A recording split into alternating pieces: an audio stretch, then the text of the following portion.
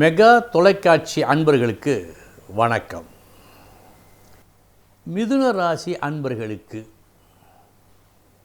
இந்த குரு பெயர்ச்சி இவர்களுக்கு எத்தகைய பலன்களை கொடுக்கும்? பல நேரங்களில் நாம் திட்டங்கள் தீட்டுவோம், திட்டங்களை மட்டும் தீட்டுவோம். செயல்படுத்த கால அவகாசம் வேண்டும், சற்று தாமதமாகத்தான் ஆற்றுவோம், செய்வோம். அந்த திட்டங்கள் தீட்டும் காலம் இருக்கிறதே, அந்த காலத்தை போல் இருக்கிறது இந்த பயிற்சி. இந்த ஆண்டு உங்களுக்கு நல்ல நல்ல திட்டங்களை தீட்டுவீர்கள். செயல்படுத்தாவிட்டாலும் திட்டங்கள் தீட்டுவீர்கள், அடுத்த ஆண்டு செயல்படுத்துவீர்கள். ஆக இந்த ஆண்டு திட்டங்கள் தீட்டப்படும் ஆண்டு.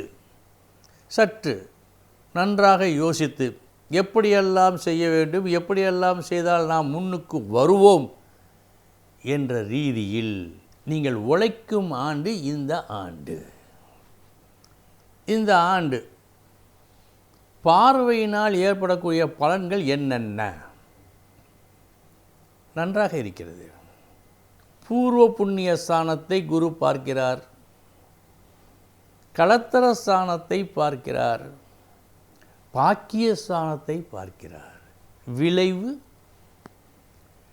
குழந்தை இன்னும் பெறவில்லையே, குழந்தை பாக்கியம் இன்னும் கிட்டவில்லையே என்று தவித்து கொண்டிருக்கும் மிதுன ராசி அன்பர்களுக்கு இந்த ஆண்டு நல்ல ஆண்டு. ஏற்கனவே புத்திரகாரகன் குரு, அவன் சம்பந்தப்பட்ட விஷயம் செய்யாமல் போவானா? கண்டிப்பாக இந்த ஆண்டு ஒரு மகவு பிறப்பதற்கு வாய்ப்பு உண்டு. திருமணமாகாமல் இருப்போருக்கு நல்லபடியாக அவர்கள் மனம் மகிழும்படியான திருமண வாழ்க்கையை குரு அமைத்து கொடுப்பார். இந்த இரண்டும் நிச்சயமாக நடக்கும். அடுத்து பிதுர்ராஜித சொத்து வருவது போல் இருக்கிறது, இன்னும் முடிவு தெரியவில்லை என்றெல்லாம் சற்று சஞ்சலப்பட்டு கொண்டிருப்போருக்கு இந்த ஆண்டு நல்ல முடிவினை கொடுக்கும். எல்லாவற்றையும் விட ஒரு விஷயம் முக்கியமாக நடக்கும். எந்த தத்துவம், எந்த கருத்து உயர்வானதோ அந்த கருத்து, அந்த எண்ணம் உதயமாகும் ஆண்டு இந்த ஆண்டு.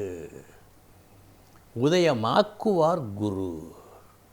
எனவே மிதுன ராசி அன்பர்களுக்கு இந்த ஆண்டு நல்ல ஆண்டு.